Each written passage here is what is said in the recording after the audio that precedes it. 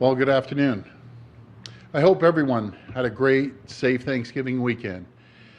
And I was thinking over the weekend, there's still so much to be thankful for, even in these difficult times. We live in the greatest country, the greatest province, anywhere in the entire world.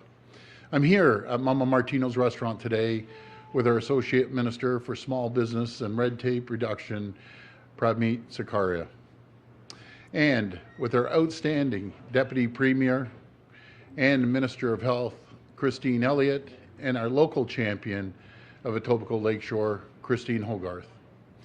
But most importantly, we're here with Bruno, the Martino family, and their wonderful staff here at Mama Martino's restaurant in Etobicoke.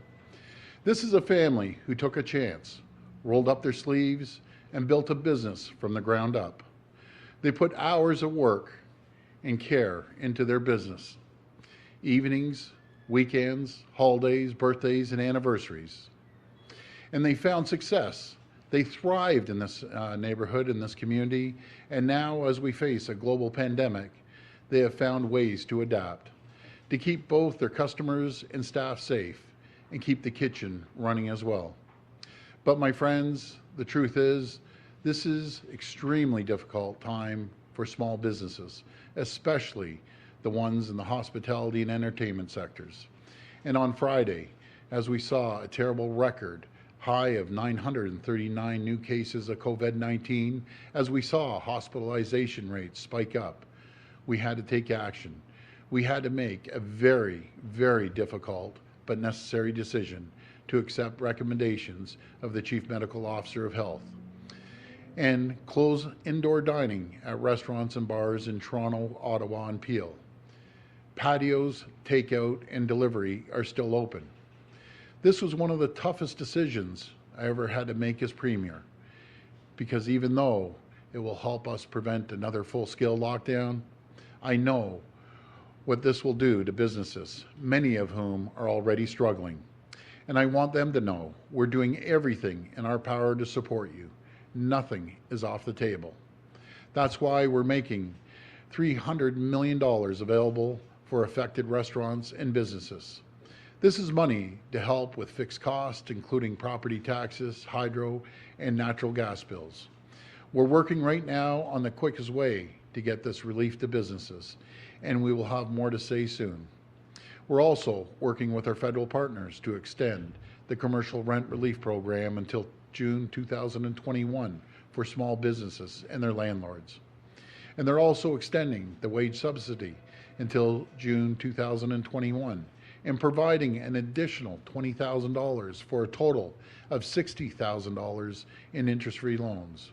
And as Minister Sarkaria will share in a moment, our new Main Street Recovery Plan will help many small businesses get back on their feet, including funding to support you with your PPE. I want every business owner out there to know we have never stopped fighting for you. We will keep fighting for you. And my friends, we can all play a part in supporting our restaurants through this. And I have a message for the big third-party food delivery services like Uber Eats. It's time for you to do your part. We need you to help out these mom and pop shops right now. Please consider reducing the commission rates you charge the restaurants impacted by these new health measures.